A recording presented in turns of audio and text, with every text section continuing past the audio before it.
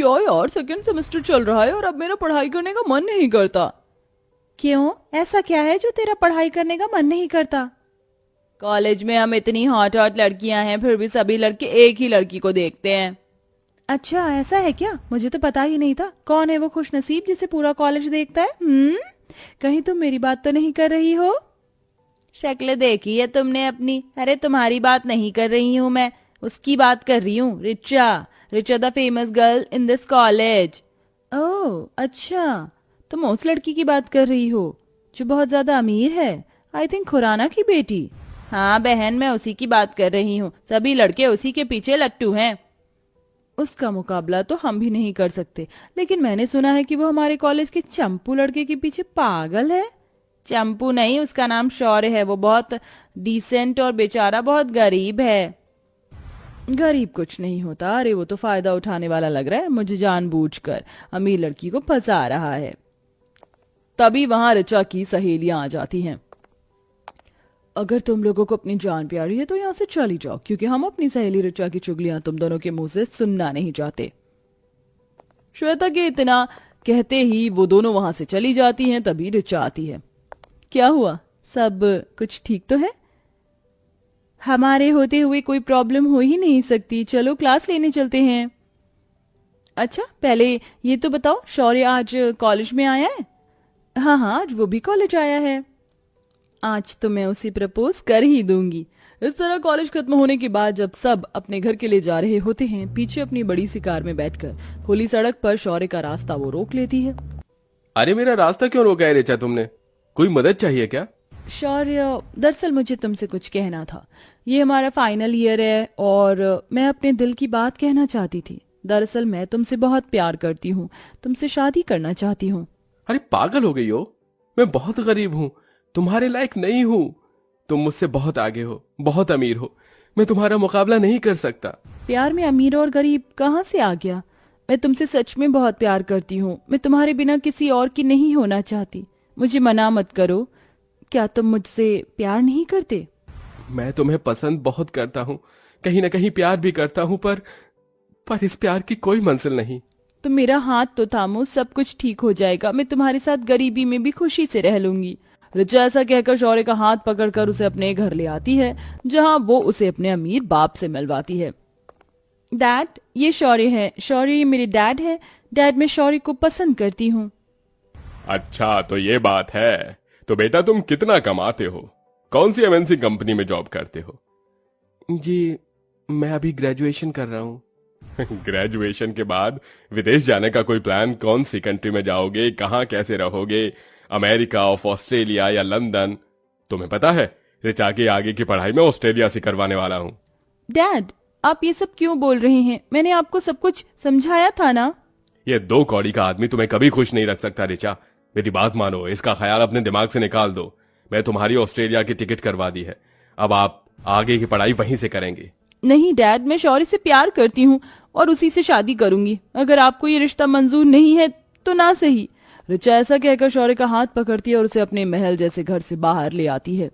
ये धन दौलत, ये ऐशो आराम मैं आज त्यागती हूँ। क्या तुम मुझे अपने लिए स्वीकारती हो? ऋचा की ये बात शौर्य के मन में घर कर जाती है। इसके बाद वो उसे एक मंदिर में शादी करके अपने साथ अपने घर ले आता है। माँ, माँ कहाँ हो आप? माँ देखो कौन आया है। अरे क्यों चिल्ला रहा है? माँ मुझे माफ कर देना, आपको बताया नहीं। ये ऋचा है, आज से ये आपकी बहू है। अरे तू घर पर बहू लेकर आया है, रुक जा, पहले मैं बहू का गृह प्रवेश तो करवा दूं। सरिता ऋचा का गृह प्रवेश करती है, लेकिन घर के अंदर आने के बाद ऋचा को घर में बहुत गर्मी लगती है। हे भगवान, यहाँ तो कुछ भी नहीं है, ना कूलर है ना एसी है, सिर्फ ये कटक कटक करने वाला पंखा है। ऋचा के चेहरे से पसीने टपकने लगते हैं। अरे बहू, तुझे तो गर्मी लग रही है, ये ले हाथ वाला पंखा, इससे थोड़ी देर अपनी बैठे हुए हवा कर ले, मैं तेरे खाने के लिए कुछ लेकर आती हूँ। सरिता इतना कहकर रसोई में जाती है, जिसके बाद ऋचा पंखे से अपनी हवा करने लगती है। यहाँ तो बहुत गर्मी है, बिल्कुल भी बर्दाश्त नहीं हो रही। माँ सिलाई करती है, बस उसी से ये घर चल पाता है। लेकिन तुम चिंता मत करो, जैसे ही मेरी नौकरी लग जाएगी तो घर में एक कूलर लगवा दूंगा। ऋचा ये सुनते ही अपने मन में सोचती है, मेरी सास इस घर को चला रही है और मेरा पति जैसे तैसे करके अब नौकरी ढूंढेगा। मुझे ये जताना नहीं है कि मुझे इस घर में कोई परेशानी है। क्या हुआ, क्या सोच रही हो? कुछ नहीं। इतने में सरिता ऋचा के लिए खाना लेकर आती है। ये ले बहू, खाना खा ले। माँ जी, आपने क्यों तकलीफ की? अब मैं इस घर में आ गई हूँ ना, मैं सारे काम अपने आप कर लूंगी। पहले तो खाना तो खा ले। काम तो अब तुझे ही करने हैं, ये घर तुझे ही संभालना है। मेरी तो अब उम्र हो गई है, मुझे वैसे भी ये घर और शौर्य के नखरे नहीं संभल पाते। चलिए माँ जी, आप भी हमारे साथ बैठकर खाना खाइए। इस तरह ऋचा गरीब ससुराल में एडजस्ट करने की कोशिश करती है। खाना खाने के बाद सरिता ऋचा को चाय बनाने के लिए कह देती है।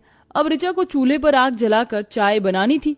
आज तक उसने अपनी रसोई में कदम भी नहीं रखा था। बेचारी जैसे तैसे करके चाय बना लेती है।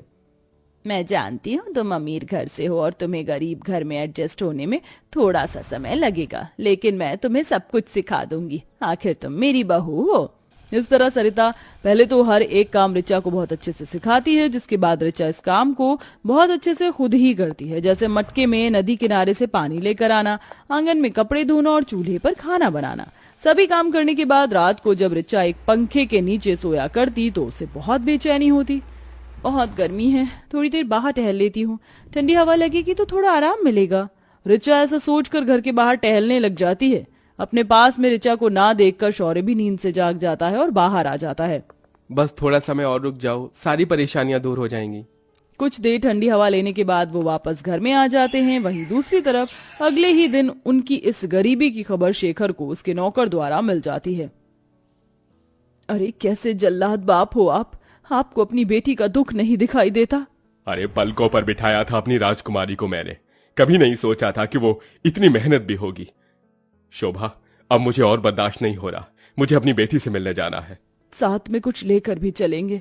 इस तरह शेखर और शोभा अपने साथ कुछ गर्मियों का सामान, दहेज के एक तोहफे के रूप में फ्रिज, एसी जैसा पूरा सामान पैक करवा कर एक ट्रक के साथ अपनी बेटी के घर पहुंचवा देते हैं और खुद अपनी पत्नी शोभा के साथ अपनी बेटी के ससुराल आता है, जहां वह अपनी बेटी को गर्मी में इतनी मेहनत करते हुए देखता है।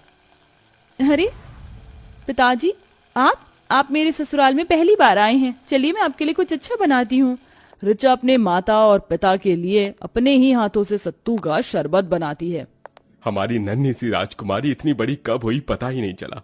बेटा मुझे माफ करना, मैंने कुछ ज्यादा ही ज्यादती कर दी तुम्हारे ऊपर।